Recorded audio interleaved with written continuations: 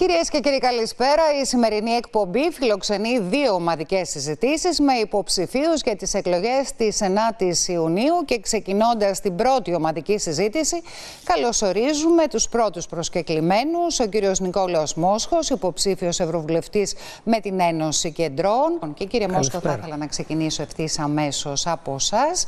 Η Ένωση Κεντρών με ποιο στίγμα κατεβαίνει, με ποιο μήνυμα σε αυτές τις ευρωεκλογές? Μάλιστα, η Ένωση Κεντρών είναι το γνήσιο κεντρό κόμμα, είναι η συνέχεια της Ένωσης Κέντρου.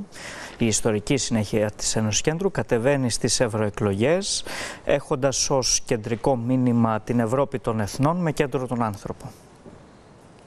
Και ποιο είναι το μήνυμα που θέλετε να στείλετε σε αυτές τις ευρωεκλογές? Το μήνυμα που θέλουμε να στείλουμε σε αυτές τις ευρωεκλογές είναι ενεργός πολίτης για μια καλύτερη Ευρώπη. Θέλω να γυρίσω λίγο στον κύριο Μόσχο σε σχέση με το ρόλο της χώρας μας και τη θέση της χώρας μας στην Ευρωπαϊκή Ένωση.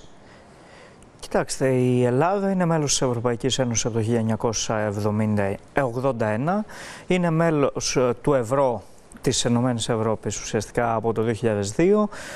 Όπως καταλαβαίνουμε, ο ρόλος της Ελλάδας είναι πάρα πολύ κομβικός λόγω και της γεωγραφικής της θέσης σε σχέση, ιδίως σε σχέση με τον πόλεμο που γίνεται τώρα μεταξύ Ρωσίας και Ουκρανίας και μεταξύ Ισραήλ και Παλαιστίνης.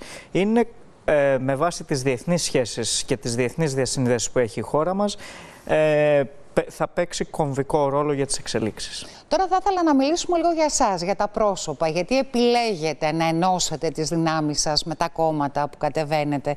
Λοιπόν, εσείς με τον κύριο Μόσχο θα ήθελα να ξεκινήσω, γιατί κατεβαίνετε με την Ένωση Κεντρών και πείτε μας και δύο λόγια για εσάς. Ποιον φορέα εκπροσωπείτε? Μάλιστα.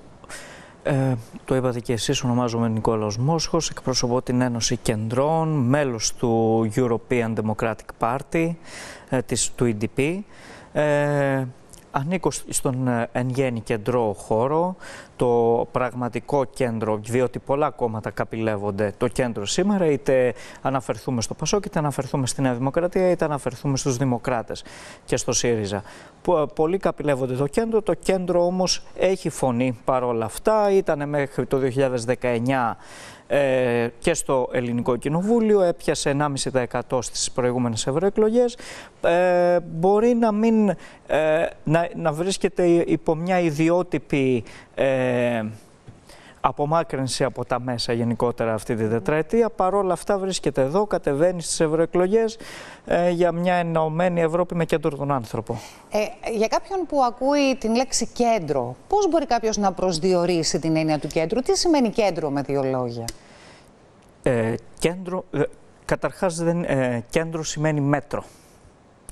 Όλα έχουν ένα μέτρο στη ζωή. Δεν είναι ούτε ακροδεξιά, ούτε ακροαριστερά, ούτε δεξιά, ούτε αριστερά. Είναι κέντρο. Υπάρχει ένα μέτρο στα πράγματα.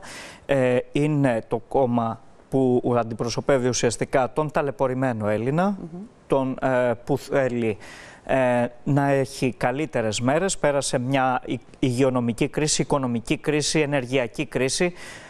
Καιρός είναι να μπορέσει να ζήσει λίγο καλύτερα. Σας ευχαριστώ και καλή προσωπική επιτυχία. Θα ήθελα για ένα λεπτό ένα τελευταίο μήνυμα από τον καθένα. Κύριε Μόσχο, γιατί με την Ένωση Κεντρών σε αυτές τις εκλογές?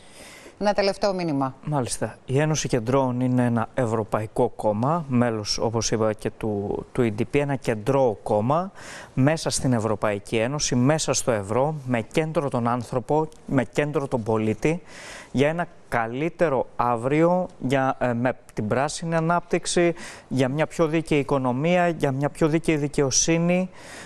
Όπως καταλαβαίνουμε, χρειάζεται ένα μέτρο και η Ένωση Κεντρών εγγυάται αυτό το μέτρο. Και το μήνυμά σας προς τους νέους, είστε νέος άνθρωπος. Πώς θα πείσετε τους νέους ανθρώπους να έρθουν να ψηφίσουν, γιατί όλοι φοβούνται την αποχή? Μάλιστα. Η αποχή δυστυχώς είναι ένα τρίκ των μεγάλων κομμάτων που το επεξεργάζονται αυτό και το πηγαίνουν με μεγάλη επιτυχία. Ο νέος όμως οφείλει να ονειρεύεται. Και πρέπει να δώσουμε στο νέο το έναυσμα να ονειρεύεται, διότι αν δεν ονειρευτεί ο νέος, που είμαστε κοντά στην ηλικία με τους νέους τότε θα πάψει να ξημερώνει. Ευχαριστώ πάρα πολύ. Καλή προσωπική επιτυχία. Ευχαριστώ πολύ.